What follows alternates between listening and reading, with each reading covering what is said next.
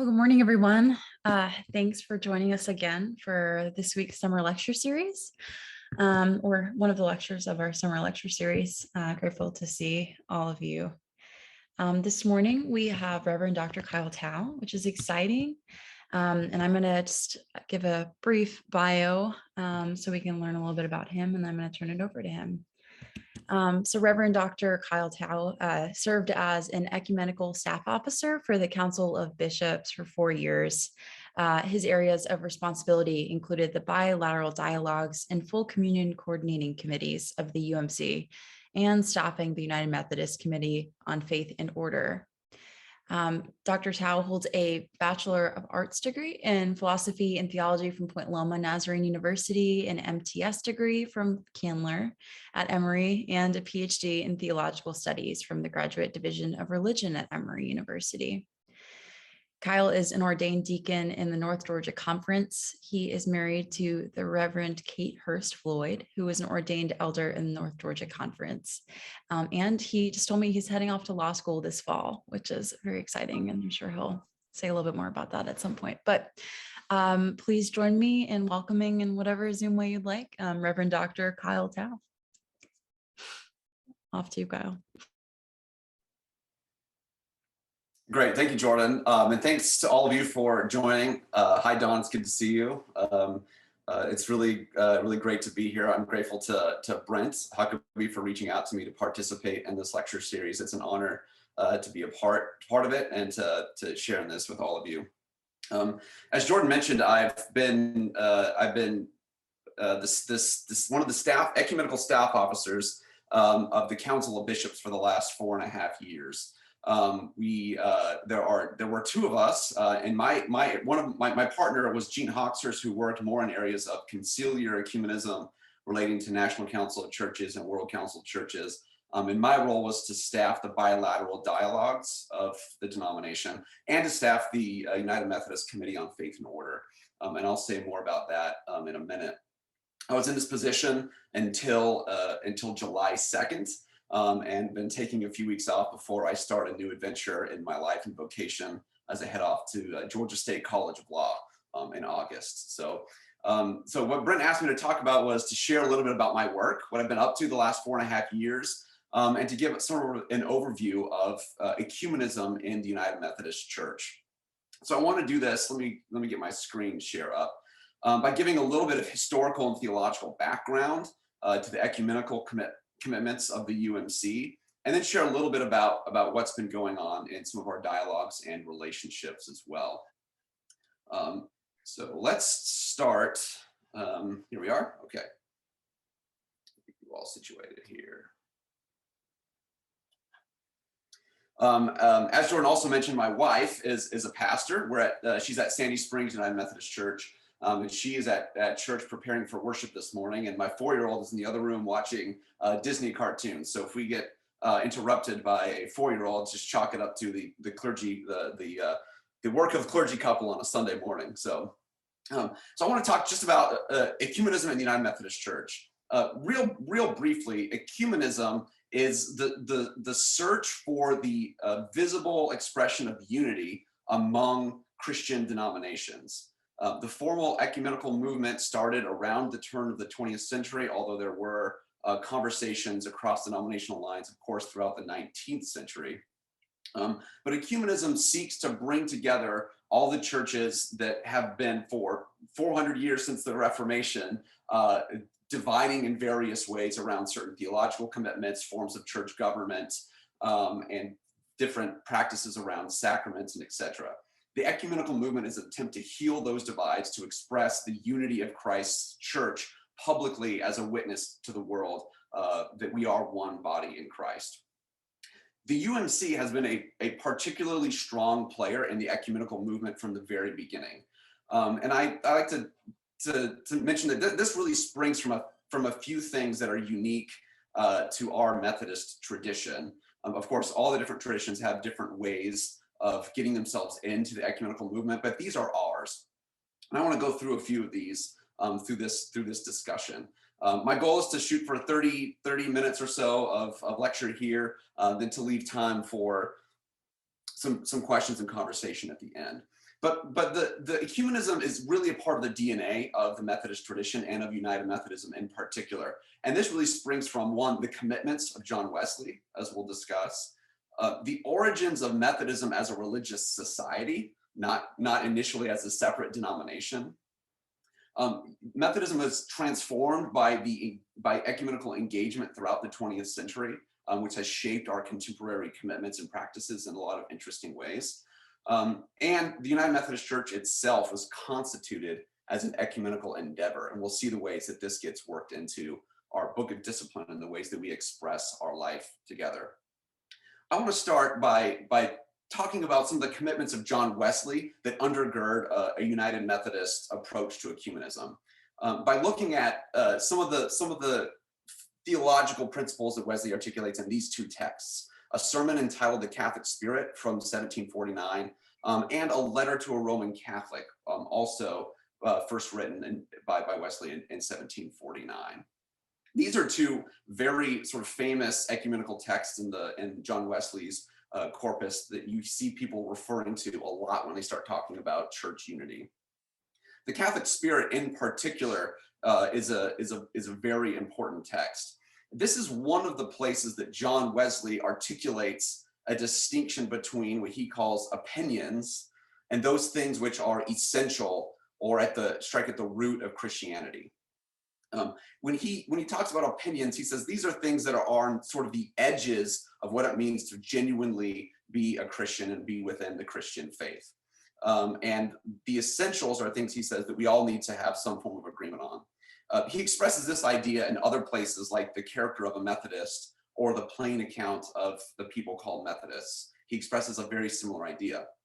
In The Character of a Methodist, he says it like this: but as to all opinions that do not strike at the root of Christianity, we think and let think.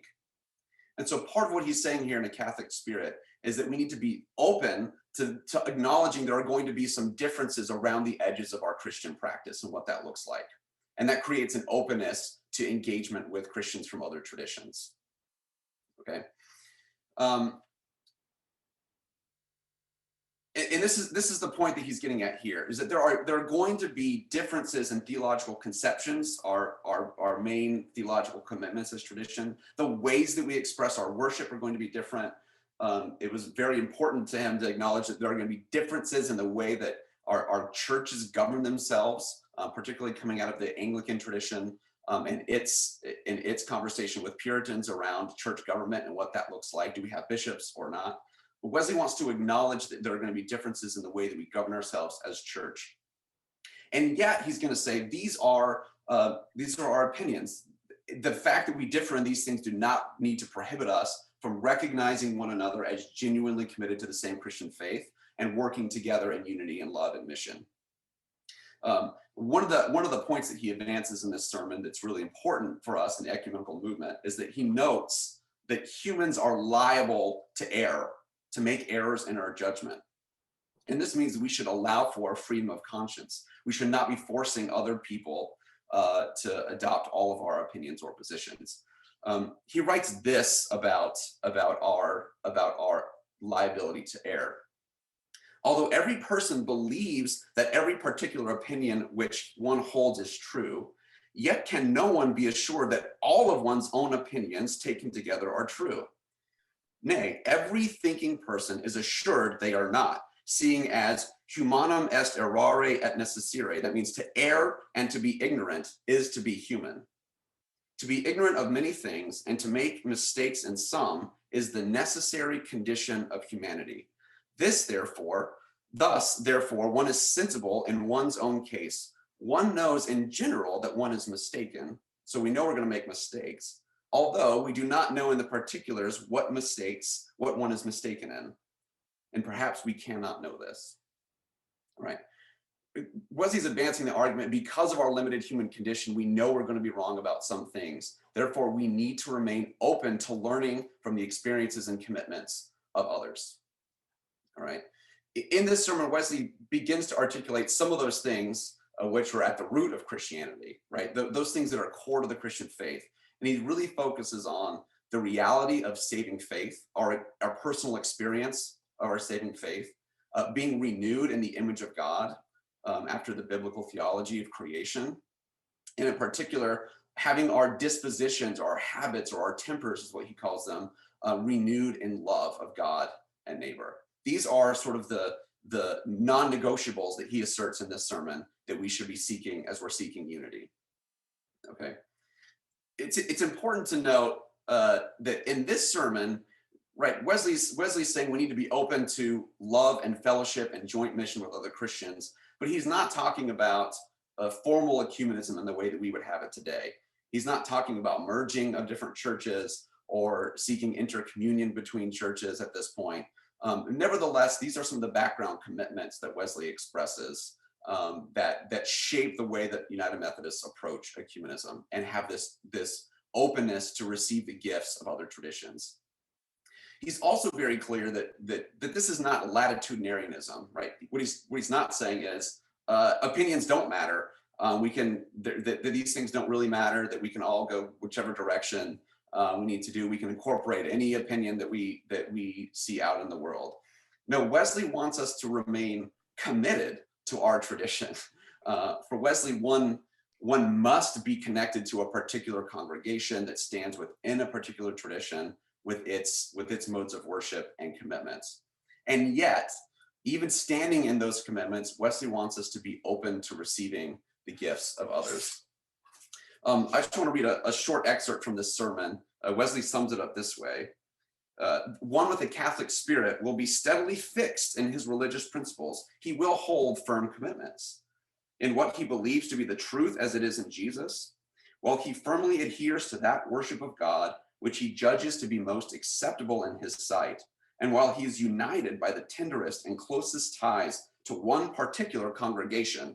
And when he means that, it's not just a local congregation, he means we're tied to a specific Christian stream of the Christian tradition. His heart, nevertheless, is enlarged toward all mankind, those he knows and those he does not. He embraces with strong and cordial affection neighbors and strangers, friends and enemies. This is Catholic or universal love, and he that has this is of a Catholic spirit, for love alone gives the title to his character. Catholic love is a Catholic spirit. So Wesley here is calling us to reach outward to our neighbors in the Christian faith in love and sharing in the one faith that we have. Another piece that Wesley wrote that is often referred to in the ecumenical movement is this letter to a Roman Catholic. This is another place where we get Wesley articulating what he sees as sort of the core commitments of the Christian faith around which we should be seeking Christian unity. The first one is that we were all created by the same creator, and God has a universal, unified, salvific will for all of us. And so we're all a part of the same project that God has created by sending Christ into the world to bring salvation. We're all being caught up in this drama of salvation and God's salvific will for humanity. He also defines here more clearly than in some other places what he sees as the root of Christianity, what he sees as those core commitments. He basically outlines a commitment to the confessions in the Apostles' and Nicene Creed here. He focuses strongly on faith and worship, with faith being a sure trust and confidence of the soul, a reliance upon God for everything, putting all of our trust in God, that experience of faith. And that whatever our mode of worship might be, whether our liturgies are different or our sacramental practices are different, that we worship God in spirit and in truth. And he also then ends with an ethical turn, that one of the core things that we share as Christians is a commitment to love our neighbor, seeing the centrality of love for John Wesley's theology here. He ends the letter with this suggestion. Then if we cannot as yet think alike in all things, we know there are going to be differences, at least may we love alike. Right? In both texts, we can see this. There is an emphasis on salvation, or what we call in theological discipline, soteriology. Right? Can I affirm that you are indeed one who is on this journey of salvation, that you are in a state of salvation before God? This is the central question in Wesley's own theology and in his ministry. The other question is, can I welcome such a one in genuine Christian fellowship and share with such a one in witness to the gospel? Can we work together to witness to the one gospel? Right? And this emphasizes that centrality of mission or evangelism for the Methodist tradition, springing from Wesley's own theological commitments. Right? Are you on the path to salvation, and can we join together in mission and evangelism? So it's sort of it's these background theological commitments that continue to shape the way that United Methodists engage in ecumenism today. I want to say a brief word just here that United Methodism, or the Methodist tradition, did not set out to be a church. It did not set out from the beginning to have its own confession, to have its own liturgy, to have its own form of church government. It set out to be a religious renewal movement, an evangelical renewal movement within English society at the time. In being such, Methodism had an ecumenical membership from the beginning. Methodists could be a part of the Presbyterian Church in Scotland. They could be members of what was the dissenting congregations. These are the descendants of the Puritans. So from the very beginning, Methodists in America, they could be Congregationalists, for instance. From the very beginning, Methodists were shaped as a body of people coming together from different traditions, because it was a religious society, not its own tradition with its own denomination.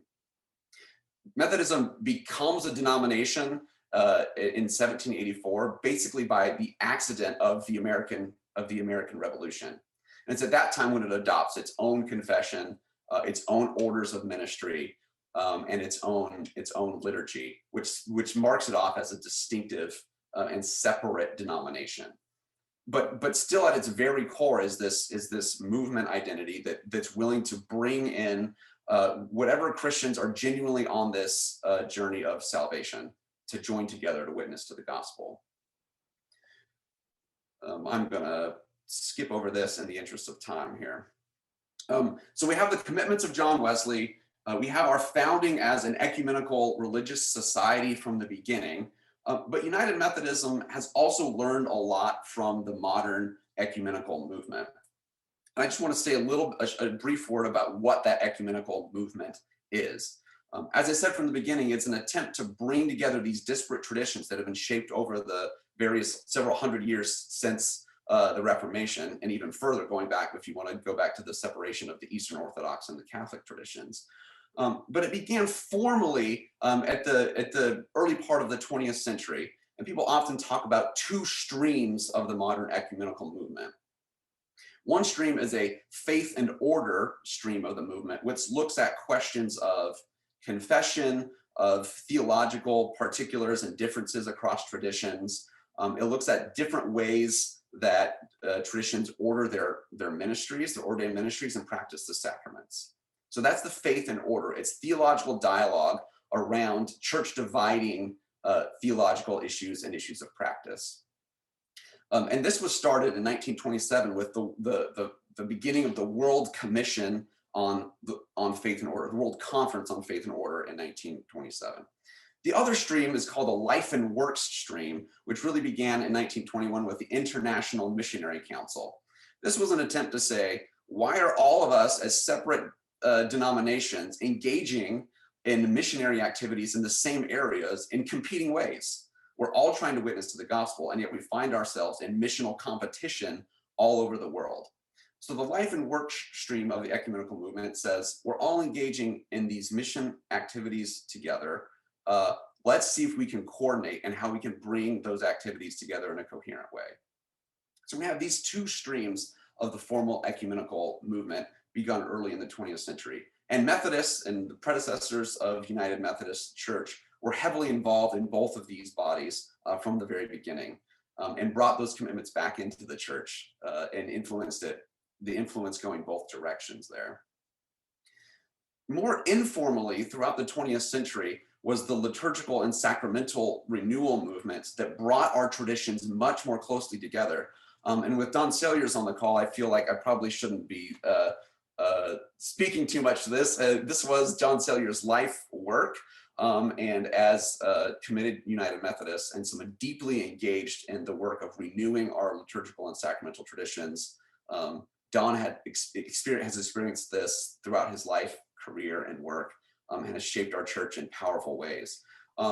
Liturgical renewal and sacramental renewal movements sought to go back to some of the earliest sources of Christian practice and faith to reimagine the shape of Christian worship moving forward, to reimagine how our liturgies worked, how individuals and congregations participated in worship, and what the role of the ordained clergy and all that is. One of the results of the liturgical renewal movement is our worship services across, if you look at the mainline Protestant denominations, our books of worship and our liturgies look very similar. Our orders for baptism and Eucharist look very similar as a result of all of this, which has created more of a sense of unity among the denominations. The last bit of the modern ecumenical movement I want to touch on is the conciliar ecumenism, which really starts with the founding of the World Council of Churches in 1948, and then the National Council of Churches in 1950, which had previously, from 1908, been the Federal Council of Churches.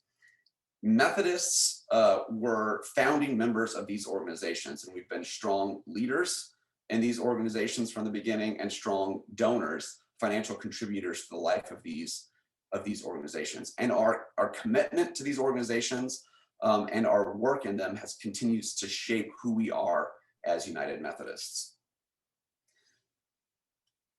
The overarching goal of this whole ecumenical movement can be stated fairly simply as unity in the one Eucharistic fellowship.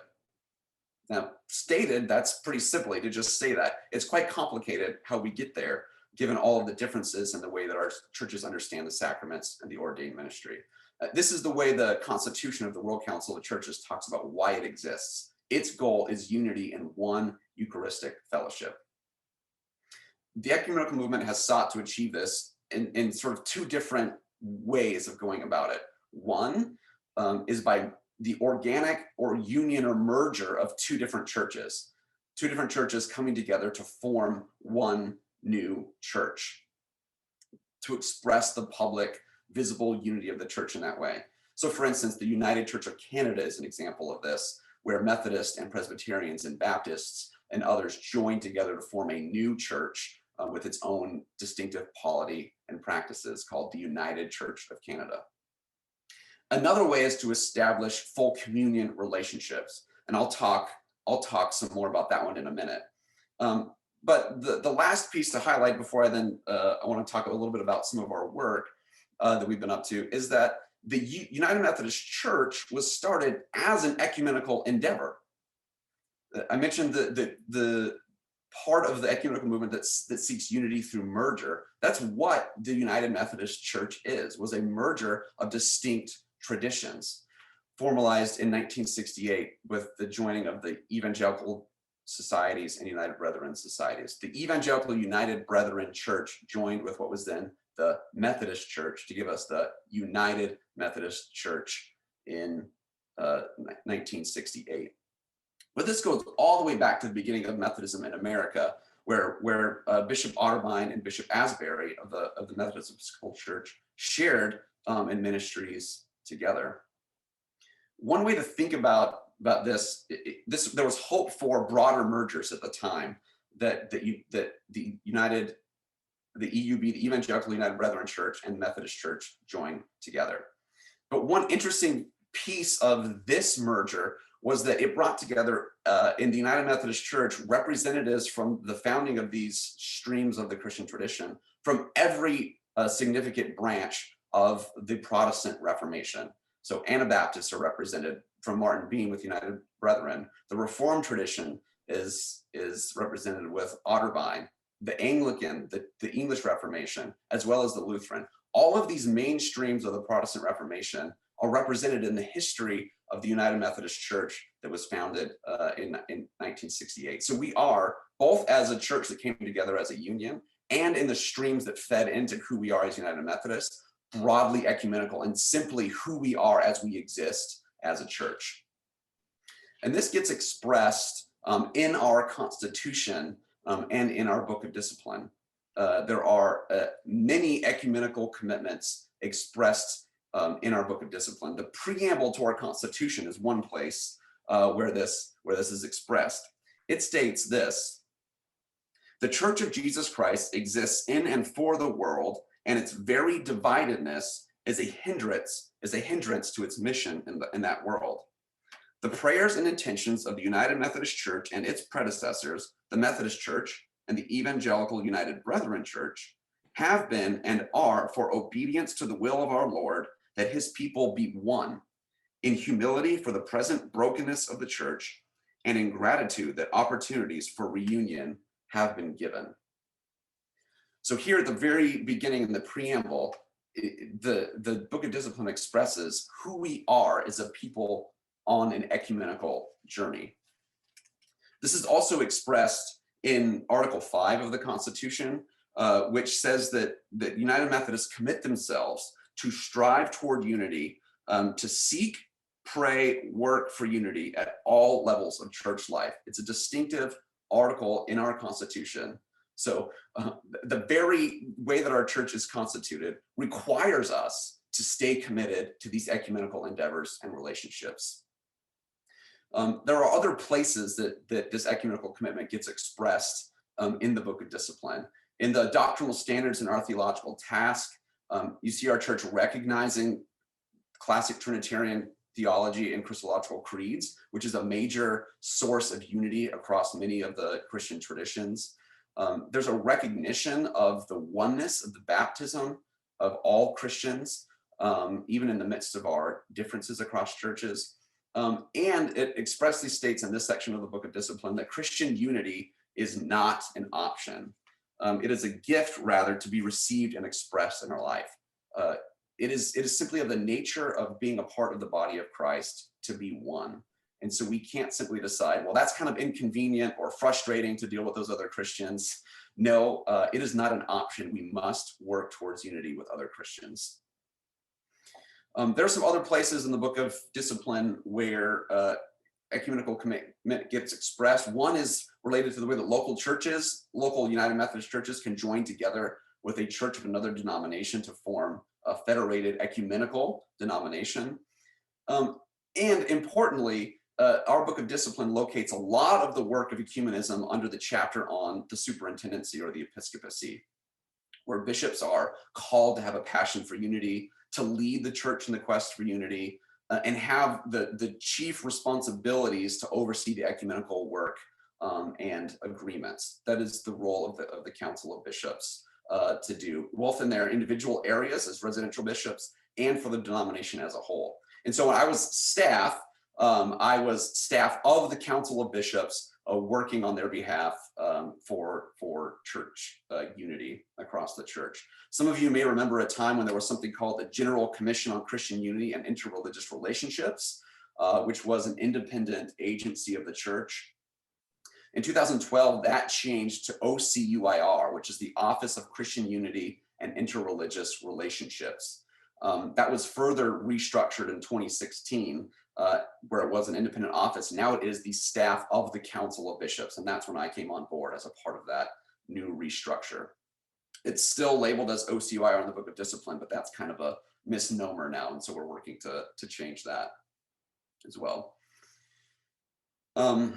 So the United Methodist Church itself was an attempt to achieve unity through merger. There have been other significant attempts that United Methodists have been participating in around seeking merger. One of them through much of the 20th century was something called the Consultation on Church Union.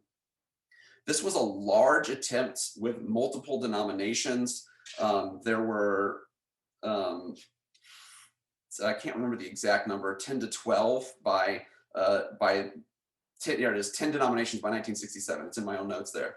To achieve unity across all of these 10 denominations. This included all the different streams of Methodism, the African Methodist Episcopal Church, the Christian Methodist Episcopal Church, the AMEZ Church, as well as Presbyterians and UCC and others.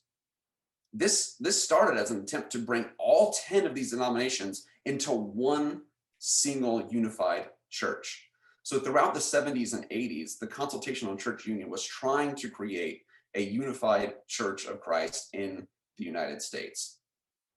This sort of falls apart for various reasons, and the organization shifts to intercommunion, which would be like full communion, sharing of ministries, sharing of sacraments across all these churches, and reconciliation of ministries in the 80s and 90s.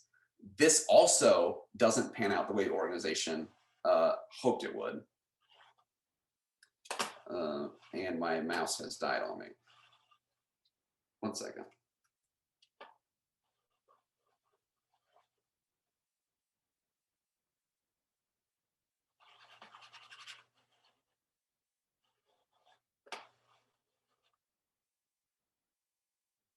Sorry about this. My computer is having some issues. And I can't get it to advance.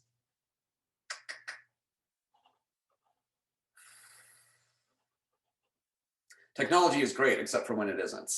And we've all had experiences of this kind of situation this last year. I might need to stop the share. I don't know, Jordan, if you can stop it on your end and just finish the presentation without my PowerPoint, because I can't get my my mouse to work.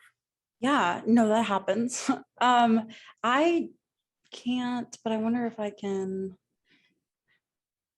I'm not seeing the option, but I wonder if I just remove spotlight and see if that does anything. Nope. Hold on a second. Okay, here we go. This might be an issue with PowerPoint, not my computer. Yeah. Yeah, it is an issue with PowerPoint. Let me close it. Sorry, everyone.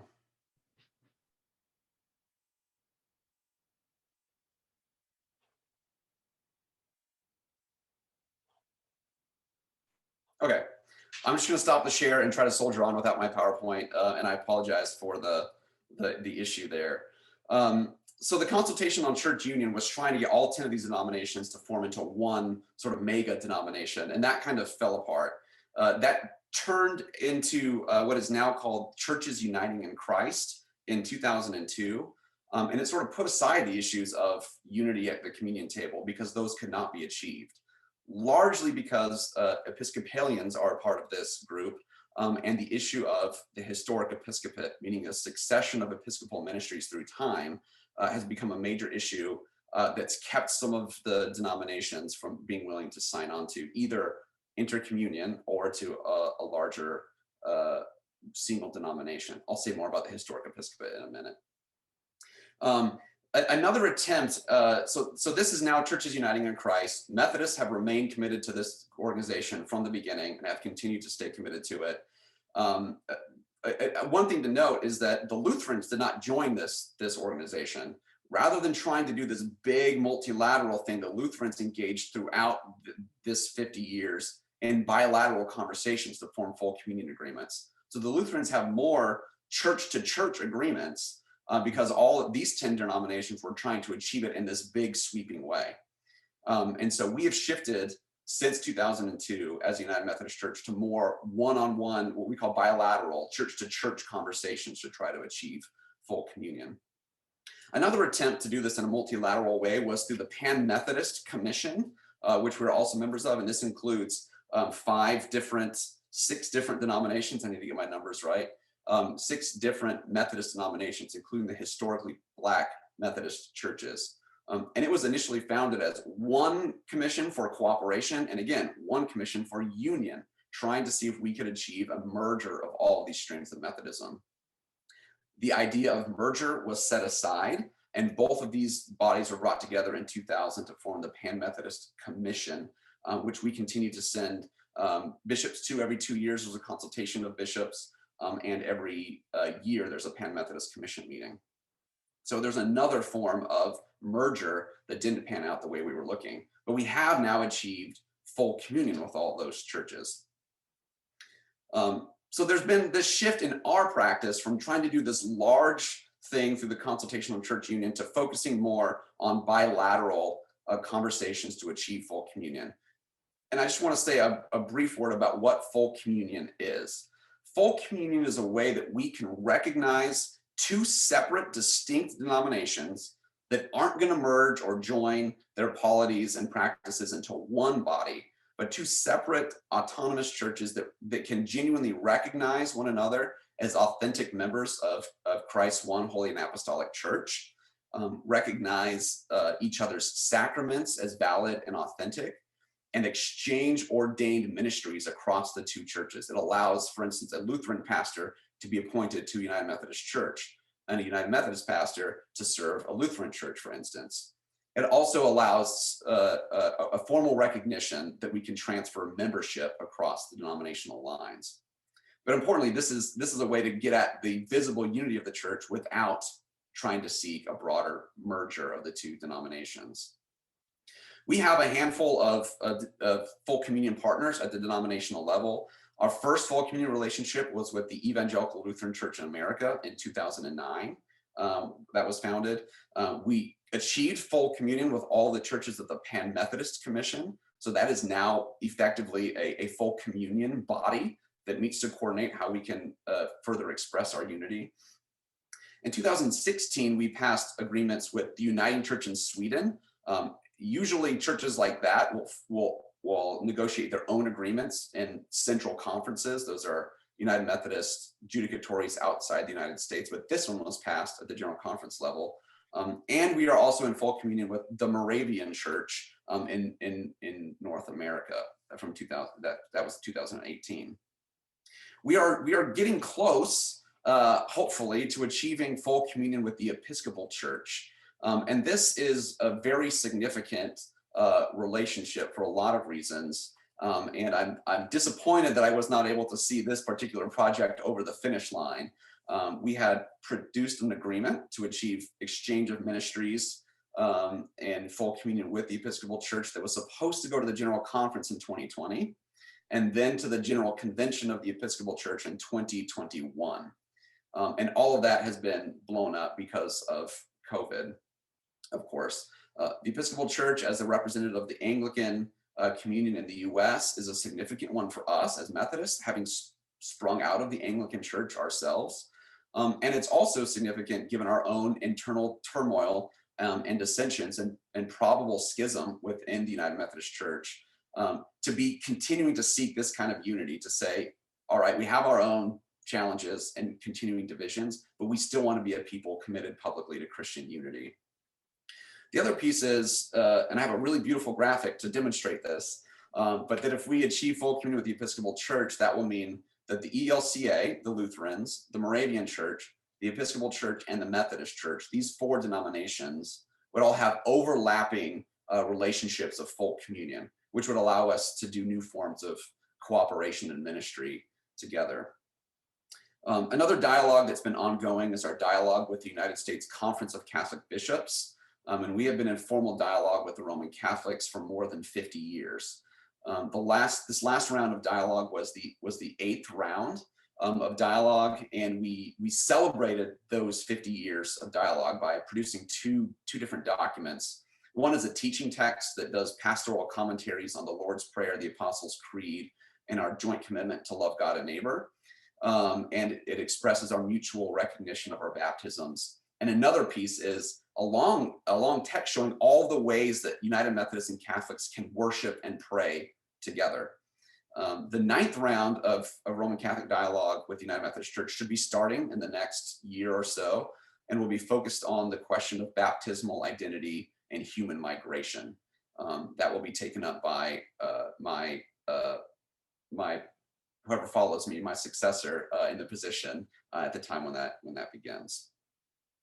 I will leave it at there. Those are our the ongoing dialogues and relationships that I staffed for those 4.5 years. I did say I also staffed the Committee on Faith and Order, which is like a theological think tank for the denomination. It produces teaching texts, official doctrinal and theological statements for the church, one of which is called Sent in Love, a United Methodist Understanding of the Church. This is a statement of what it means for United Methodists to be the church. How do we understand what the church is as United Methodists? And this, again, was supposed to be acted upon to become an official teaching statement of the church at the General Conference in 2020, and is on hold until the General Conference can meet. I worked a lot on that document in the 4.5 years that I was in this position, drafting and editing and putting that together. And so even though I'm no longer in the position, looking with great interest to see it become adopted by the church. So I'll leave it at that and open up the floor for conversation and questions. And again, thank you for the chance to share about some of the work that I've been involved in the last little bit and its historical and theological background.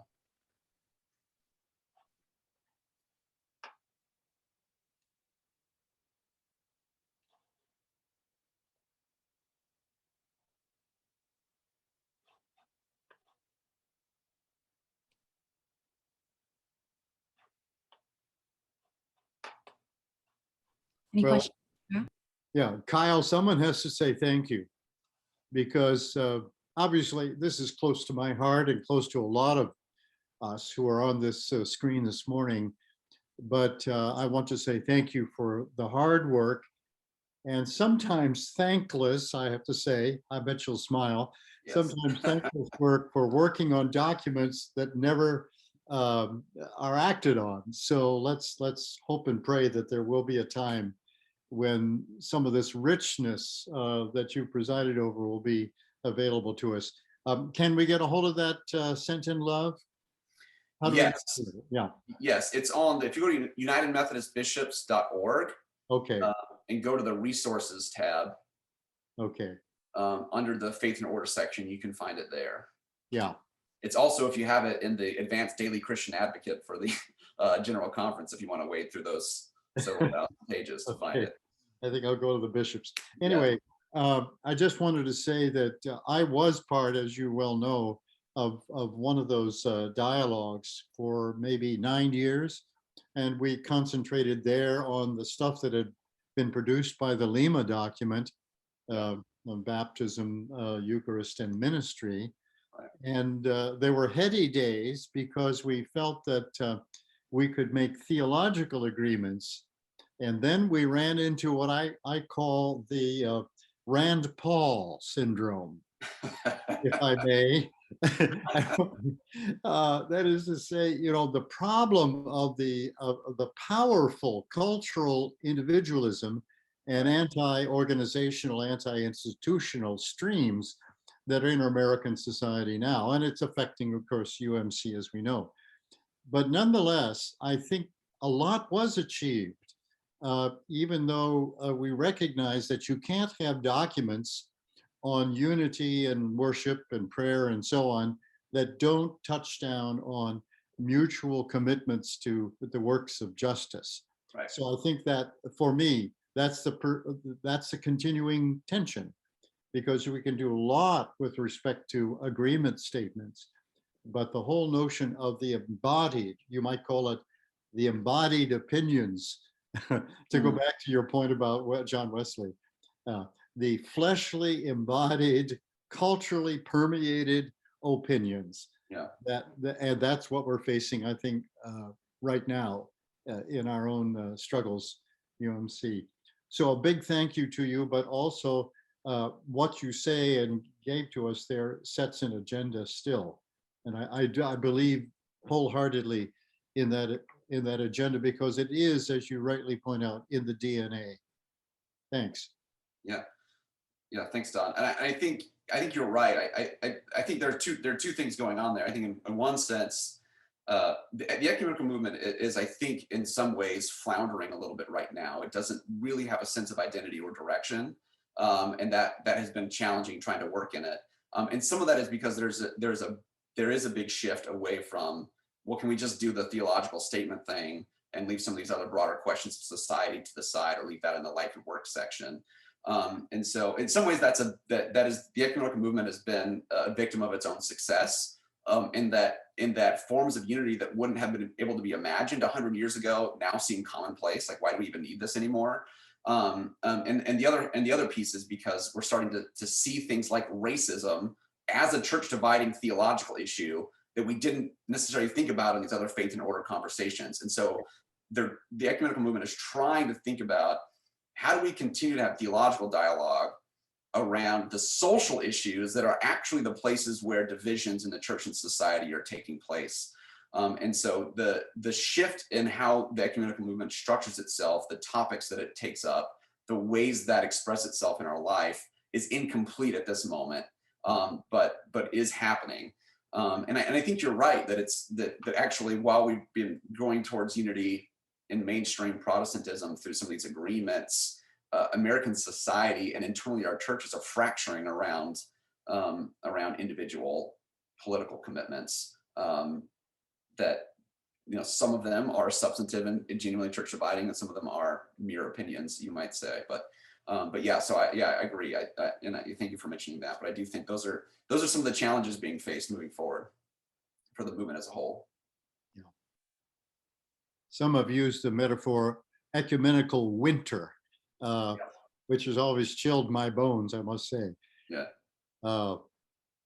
I think that's right. We really have pulled back, but we've seen the almost insurmountable problems in terms of structural organizational unity. And this is haunting the UMC now, of course.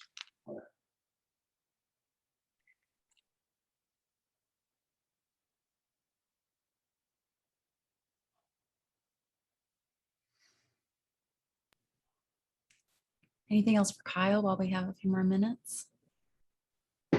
Kyle, Brooks Holyfield. Good to see you, Dr. Holyfield. It's good to see you, and thank you for being with us. If the denominations, the mainline denominations, even though they've now been showing a few signs of growth, or at least decline in membership, if they continued to decline, what effect would that have on ecumenicity?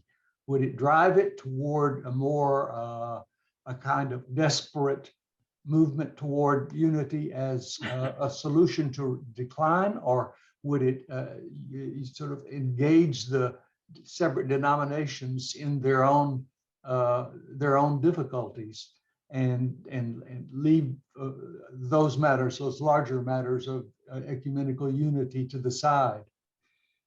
Yeah, I think economic necessity is a great driver of unity. And that's actually I don't see that as a good thing necessarily. I think what happens is often we sort of neglect our ecumenical partnerships until we find ourselves in a desperate situation. This happens a lot in local contexts. So you'll go to small towns now in the United States where there was a Presbyterian, a Lutheran, Episcopalian, and a Methodist church, all of which held on for so long to try to stay independent churches until they had 10 people left and couldn't make it anymore and all closed. Well, if they would have recognized the virtue of ecumenical cooperation 30 years ago, that town might still have a vital ecclesial presence. I sort of see that happening on a denominational scale as well. I do think, again, we had some of these high-minded ideas about our theological differences that we could dialogue our way through, when in fact some of the biggest hurdles to actually expressing unity are bureaucratic and organizational. And the more that our bureaucracies and organizations become our hindrances to our own functioning, we can maybe set those aside and think about mergers. I don't necessarily think that merger is always the best way to express unity, but I do think the more that we decline, the more we're going to say, why do we have 13 United Methodist seminaries and 8 Episcopal seminaries and 7 Lutheran seminaries? As an example, why do we have all these independent publishing houses? Why are we, there's just a lot of expenditures taking place across the church. Again, if you look at the economic exigencies of it, people are going to start asking questions. I expect that by the end of my lifetime, there's going to be major institutional mergers. We've done a lot of the theological ground clearing, so I think we should say that's a positive thing. I think we have grown together significantly over the last ecumenical century, theologically and in the way that we practice, and that's paved the way for what might come. But I do think it's going to be the economic exigencies and the declines of the denominations that are finally going to push certain groups towards merger, and that's that's partly what happened in Canada. That's partly what's happening in European churches. And I just think that is going to happen. And there are good sides and bad sides to that, but I do think being driven by economic necessity first is not a good thing. But if we can get there through the theological dialogues, recognizing our need for one another, and that causes more unity across the denominations in the future, I would say that'd be a good outcome. Thank you. That was a very helpful answer. Thank you.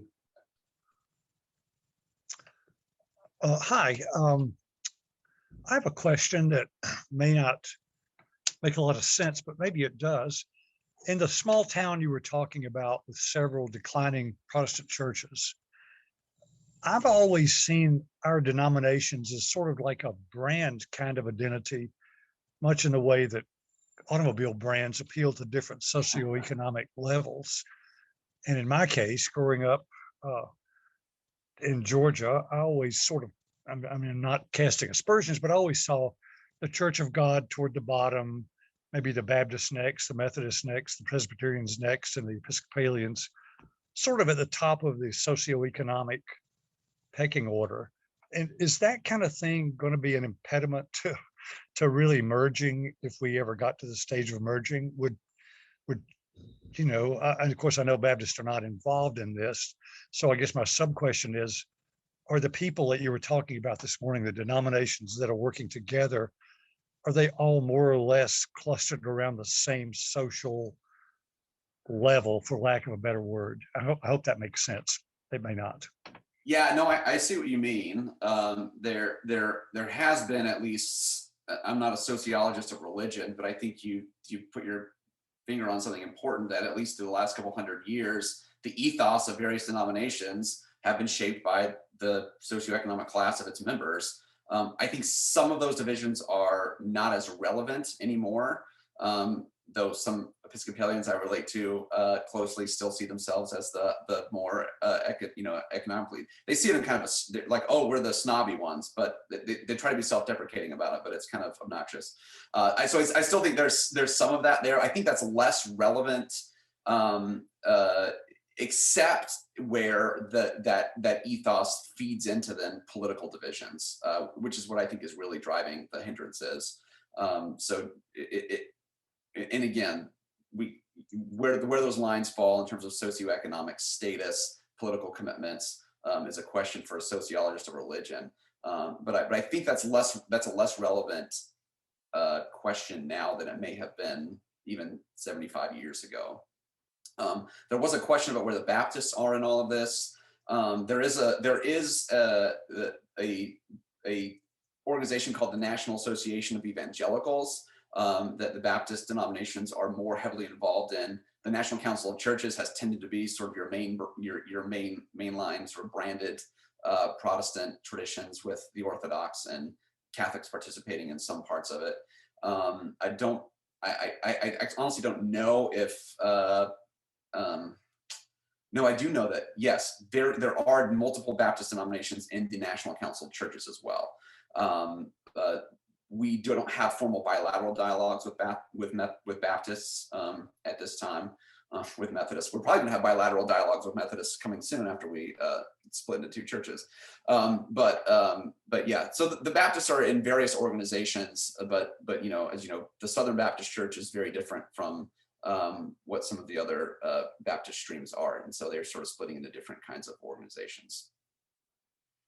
I do think that the point about brand identity, Jim made is kind of an important one that points to the way that even our consumerism in American culture shapes the way that we relate to our church of choice, which itself is a whole separate topic that causes challenges for seeking unity on substantive grounds.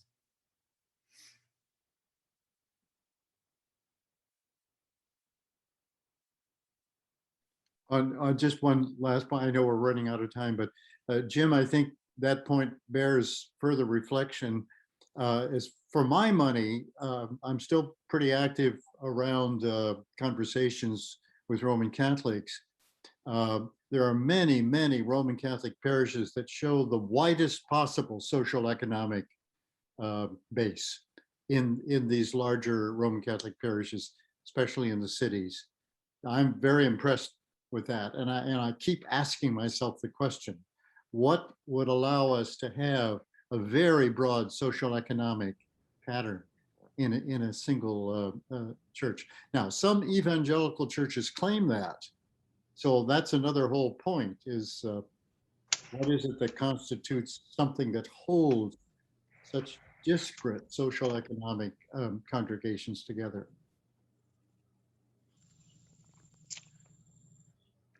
Yeah, that's an interesting topic that might be worth looking into. How do they do it? Or how have they done it when other denominations seem much more segmented, at least to me? You know, I'd love to say baptism and Eucharist and ministry, but Kyle is smiling again because you know, that was part of the dream. I think the ecumenical dream is that we would be able to overcome some of the social economic huge gaps and diversities by simply concentrating on what Mr. Wesley might call the essentials. Could I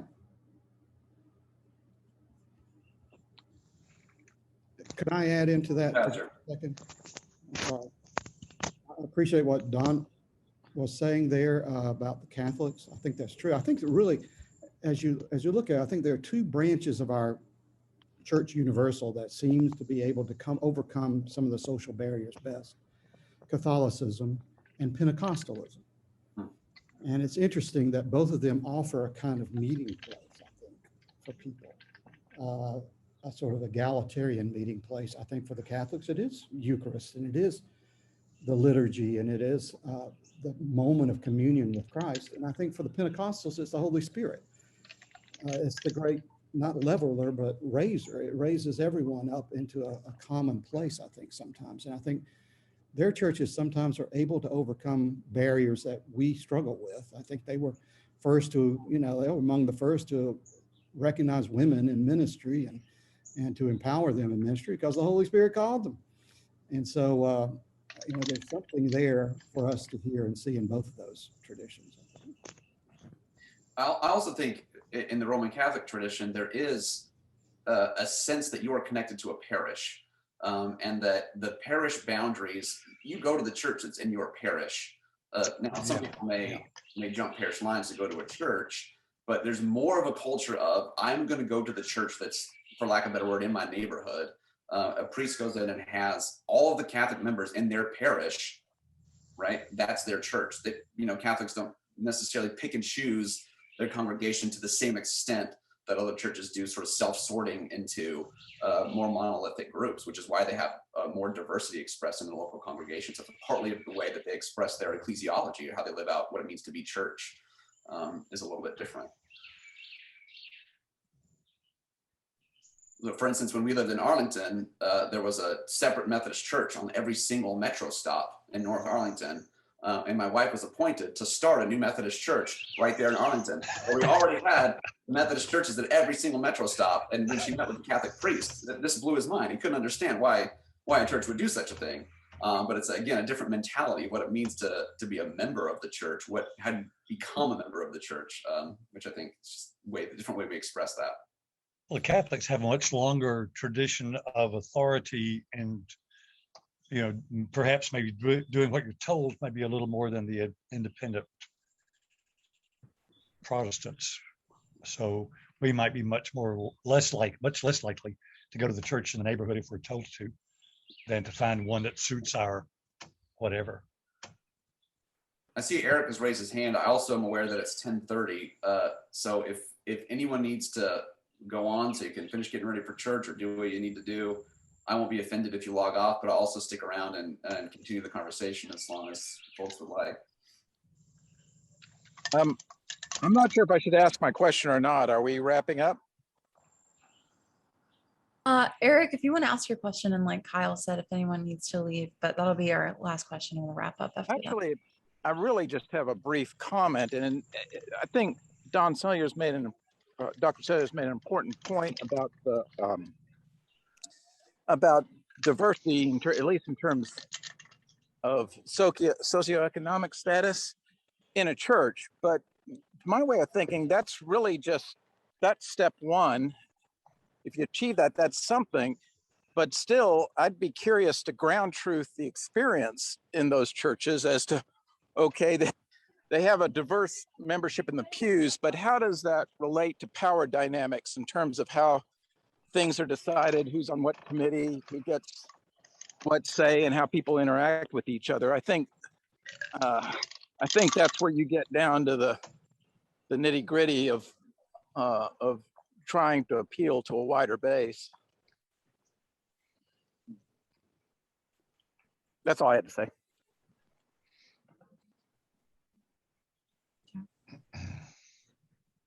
Thank you, Eric. Well, I do want to be respectful of Kyle's time and everyone's time, but this conversation feels so significant for a variety of reasons, but particularly what our denomination is talking about, and then also all the things that we've talked about in these comments and questions. So we appreciate you, Kyle, and your voice on this. So thank you so much for being here this morning. If we could give Kyle some sort of Zoom thanks of snaps or claps or emojis or something like that. Oh, thank you. Thanks for letting me be with you. Again, I apologize. My PowerPoint exploded on me partway through, but it was great being with you all, and I thank you for the good questions and conversation. And best of luck the rest of the series. I know it's an interesting group of folks y'all have coming in, and I appreciate. Thanks, everybody. Engaged group. So thank you. Yeah, absolutely. Well, y'all have a blessed Sunday morning. Hope you'll join us next week for Dr. Beth Corey. And thank you again, Kyle. See you later. Bye, everyone. Bye, y'all.